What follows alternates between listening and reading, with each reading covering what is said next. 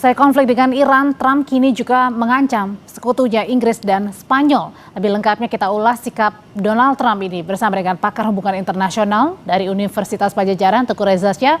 Pak Reza Shah, selamat malam. Selamat malam, salam dari Bandung. Iya, ada juga Kepala Pusat Ekonomi Makro dan Keuangan Indef, M. Rizal Taufikur Rahman. Mas Rizal, selamat malam. Selamat malam, Mbak. Saya mau ke Pak Teguh Reza Shah dulu. Pak Teguh, baru-baru ini sekarang Trump mengancam sekutunya Spanyol dan Inggris kalau tidak mau kemudian mendukung Amerika Serikat minimal saja meminjamkan pangkalan militernya begitu untuk menyerang Iran. Apakah Anda anggap gertakan ini sangat serius untuk Trump kepada Spanyol dan juga Inggris yang tak mau membantu Trump?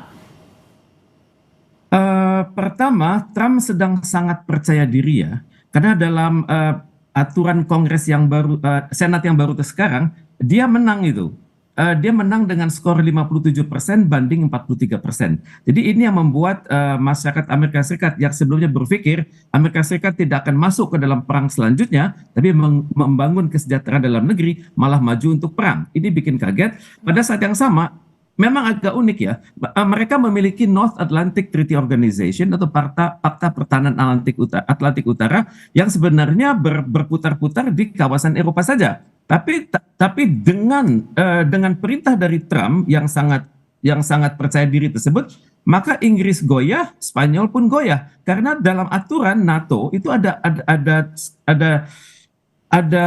aturan yang mengatakan bahwa dalam hal salah seorang anggota di antara kami itu terancam, maka semuanya akan menganggap itu ancaman bersama dan akan bertindak sesuai dengan namanya constitutional process. Jadi akan bergerak sesuai dengan proses konstitusional yang berlaku di masing-masing negara. Maka ini membuat Inggris tidak bisa berbuat apa-apa selain mengikuti Trump. Walaupun seminggu terakhir Inggris mengatakan tidak punya kepentingan di sana, tapi ternyata tekanan dari Trump itu memang luar biasa. Oke, sebenarnya kenapa sih hal ini tekanan Trump yang begitu luar biasa sendiri, Pak Teguh? Memang dari PM Inggris awalnya kan mempersilahkan untuk menggunakan pangkalan militernya, kemudian diralat lagi begitu ya oleh Perdana Menteri Inggris bahwa tak didikte gitu kepentingan sepihak untuk negara lainnya. Begitu juga dengan Spanyol yang terang-terangan bahwa tidak akan mendukung operasi yang bertentangan dengan piagam PBB.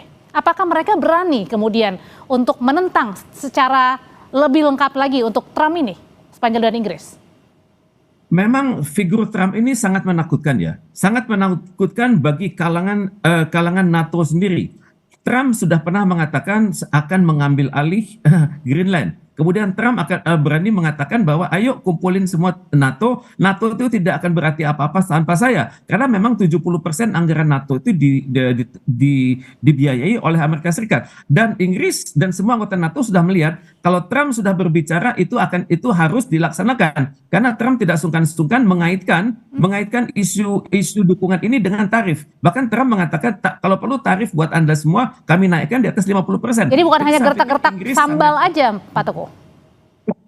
Betul. Trump itu menyatakan apa yang sudah dia katakan dan dia akan buktikan untuk itu. Jadi ini yang membuat negara-negara Eropa itu khawatir. Bahkan sebelumnya mereka berpikir siap membangun fakta pertahanan tanpa Amerika Serikat. Tapi kenyataannya harus diakui teknologi Amerika Serikat itu memang luar biasa. Mas Rizal, kalau gitu pertanyaan selanjutnya, apa dampaknya jika Spanyol dan Inggris ini akhirnya berubah pikiran mau membantu untuk pangkalan militer Spanyol dan juga Inggris diperuntukkan untuk Amerika menyerang Iran? Yang pasti perang ini, Mas Rizal dulu, Pak Teguh. Baik, yang pasti adalah perang ini akan semakin luas, bahwa Iran akan. Oke, baik. Mas Rizal silakan sambil diperbaiki saluran koneksi. Baik, iya. Mas Rizal silakan, monggo. Ya, yang pasti dampaknya tentu ke harga energi akan semakin tinggi ya, dan tentu bagi negara-negara yang net imported akan akan terdampak cukup besar gitu ya, terutama terhadap komoditasnya, baik itu inflasi gitu ya.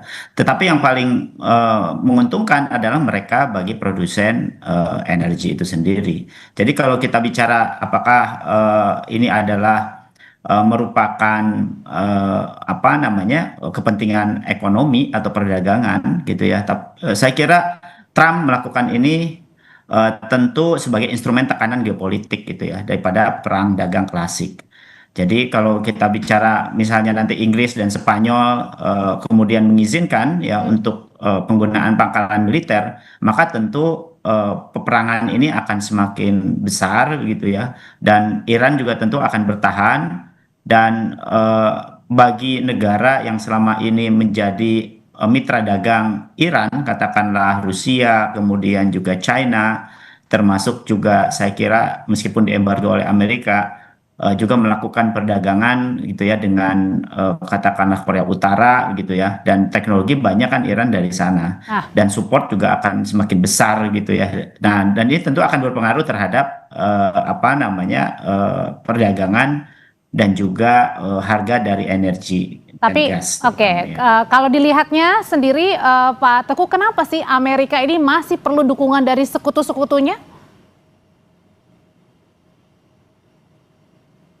Pak Teguh?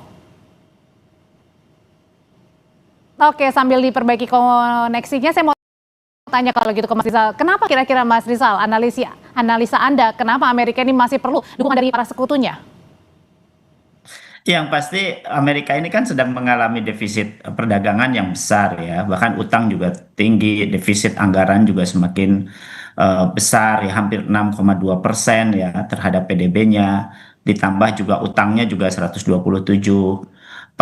ya terhadap PDB-nya. Jadi memang mau tidak mau harus mencari sumber-sumber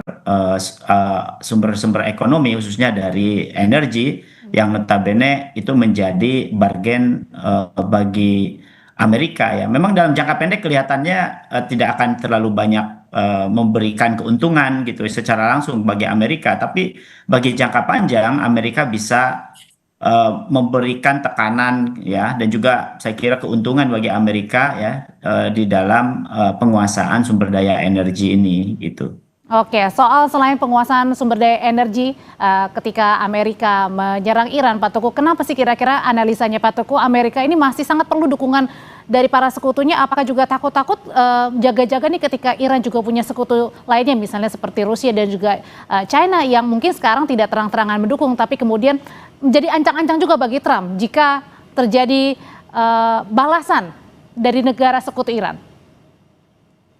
Memang harus diakui ya, perang kali ini sudah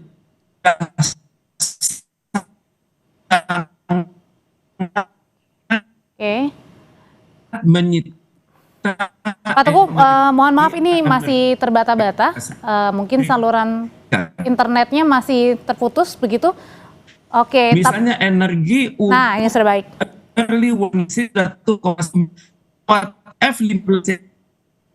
Oke, kita akan coba saluran nanti akan berhubungi lagi Pak Teguh dengan pertanyaan yang sama. Tetap bersama kami di Sapa Indonesia Malam, kami akan segera kembali. Menyambung pertanyaan saya sebelumnya ke Pak Teguh Reza Shah, kenapa kira-kira Amerika Serikat ini masih membutuhkan negara-negara sekutu lain seperti Spanyol dan juga Inggris? Apakah ini merupakan ancang-ancang bagi Trump, Pak Teguh, kalau Iran ini dibantu terang-terangan oleh sekutu-sekutu lainnya seperti Rusia dan juga Tiongkok? Terima kasih. Saya perhatikan Tiongkok dan Rusia itu baru membantu sebatas penyediaan fasilitas.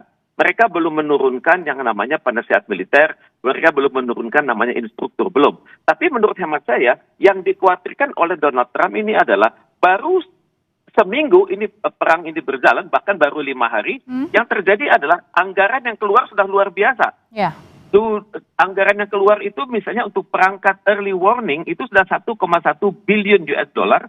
Kemudian 3 pesawat F-15 yang jatuh, itu seharganya sudah hampir 300 miliar US dollar. Kemudian perangkat-perangkat satelit yang sudah rusak itu 20 miliar dolar.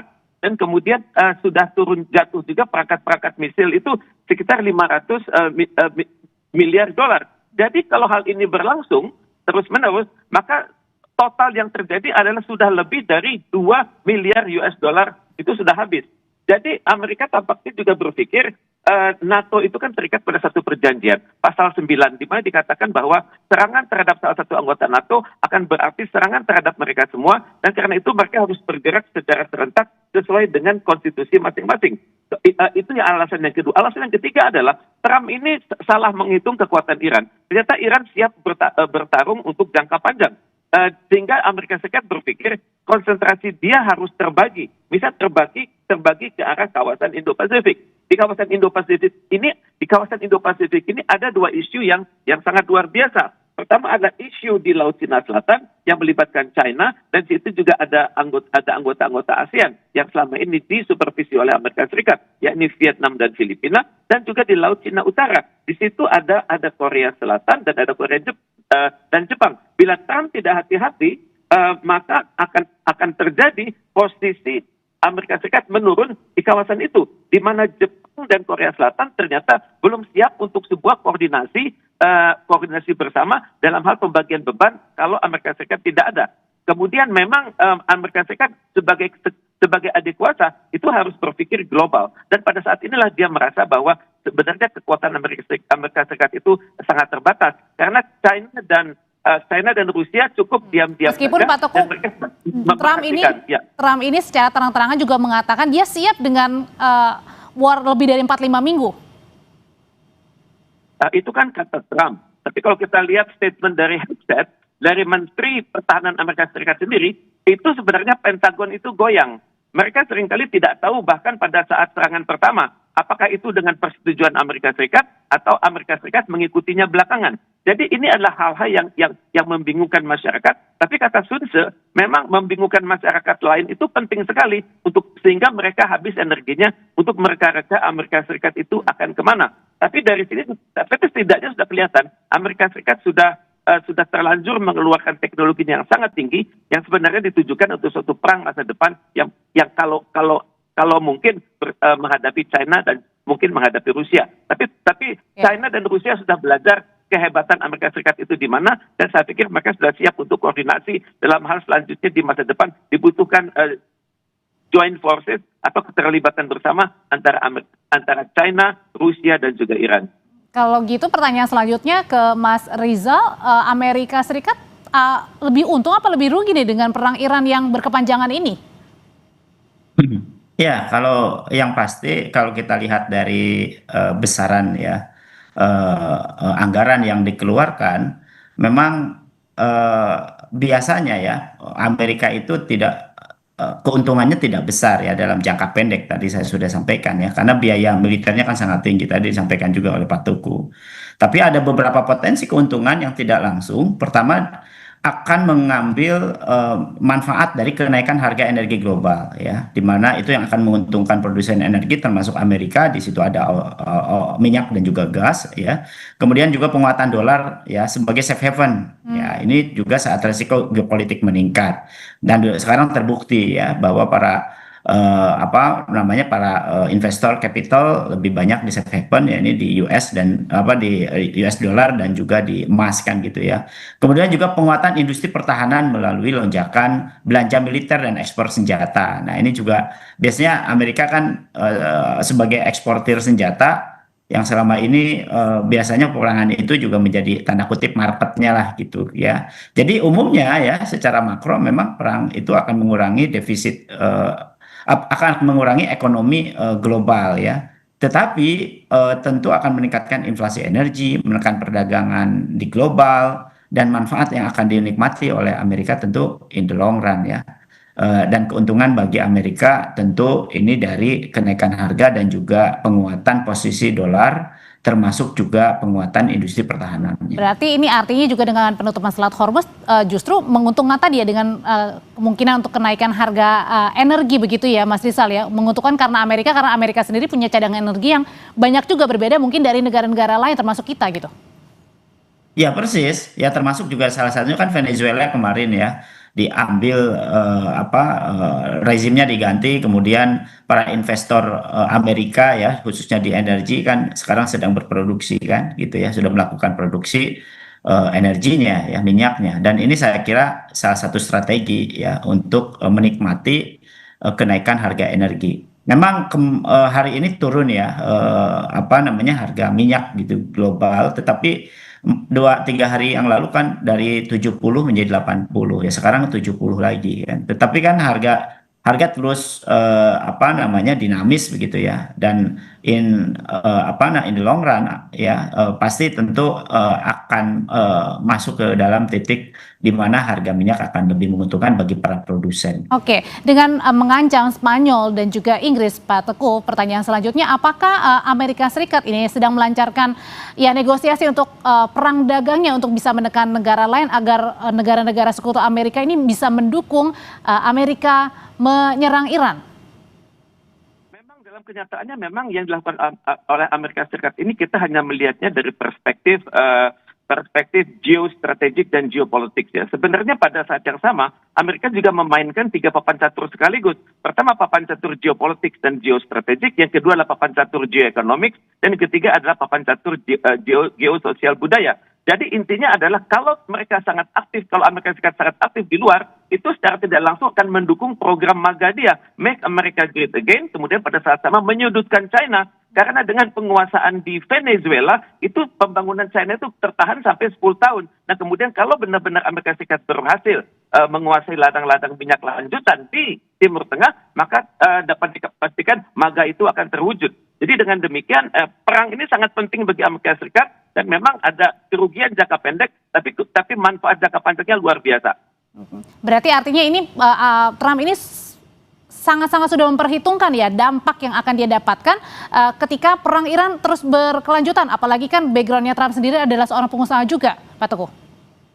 Tepat sekali. Trump ini adalah seorang negosiator yang sangat hebat. Trump ini terbiasa hidup di dunia bisnis yang sangat membutuhkan negosiasi terus-menerus, dan Trump juga didukung oleh lobby-lobby ya dari AIPAC yang sangat kuat, sehingga skor dia di Senat itu unggul 53 lawan 47. Dan pada saat yang sama Trump sangat didukung juga oleh military industrial complex. Ini perusahaan-perusahaan Amerika Serikat yang memproduksi peralatan perang. Bagi mereka semua itu akan terbayar kalau terjadi perang, karena terjadinya perang itu membuktikan setidaknya pesawat-pesawat mereka, radar-radar mereka itu mencapai level combat proven. Jadi bukan hanya kuat di public relation, tapi juga sudah terbukti di lapangan. Kalau sudah demikian ya otomatis perangkat-perangkat perang mereka akan lebih mudah dijual ke berbagai belahan bumi. Kalau gitu Mas Rizal, dengan kepercayaan dirinya seorang Trump, ada nggak sih kira-kira hal yang mungkin membuat Trump ini menghitung ulang, mengkalkulasi ulang dengan serangan yang dilakukan ke Iran selama beberapa hari terakhir, terlebih lagi dengan ya Spanyol dan Inggris yang sudah mulai menyatakan bahwa ia tak setuju, tak sependapat dengan kebijakan Trump ini? Iya, tentu ya. Karena kan kalau defisit semakin besar ya, belanja juga semakin besar, dan itu kan menekan terhadap anggarannya ya. Dan itu juga teriak kan di Senat ya, kemudian di dalam negeri sendiri. Dan ini kan tentu akan mengancam stabilisasi politiknya Trump sendiri kan di dalam negeri. Nah, tetapi yang paling penting lagi adalah bahwa NATO adalah sekutunya Amerika yang notabene punya perjanjian kalau satu perang gitu ya, maka harus didukung, kira-kira kan gitu. Atau yang mengancam satu negara harus didukung oleh NATO itu sendiri atau anggota NATO. Dan ini tentu bagi Trump untuk apa? Untuk burden sharing gitu ya. Jadi kalau saya katakan berbagi beban keamanan lah, kira-kira begitu. Minta bantuan ya. Minta bantuan gitu, karena belanja sendiri kan mencapai hampir sekarang 800 miliar US dollar per tahun tuh Amerika gitu ya. Dan tentu ini kan besar sekali, apalagi 3-4 hari terakhir kan sudah hampir 3 kali lipatnya ya, yang tentu ini harus berbagi ke negara lain ya, ke sekutunya. Tetapi ketika tanpa dapat dukungan, maka biaya keamanan global bagi Amerika kan akan lebih mahal lagi gitu. Maka wajar kalau kemudian Trump menekan negara-negara NATO sebagai sekutunya kan gitu. Oke, berarti ini juga kemudian menandakan bahwa kepercayaan diri Trump juga kemudian teruji begitu ya, atau diuji begitu dengan meminta bantuan dari negara-negara sekutu seperti Spanyol dan juga Inggris untuk meminjamkan pangkalan militer yang menyerang Iran. Terima kasih untuk pandangannya Mas Rizal, Pak Teguh, selamat malam Bapak-Bapak. Sama-sama. Tetap bersama kami di Sapa Indonesia Malam, anak buah kapal yang didakwa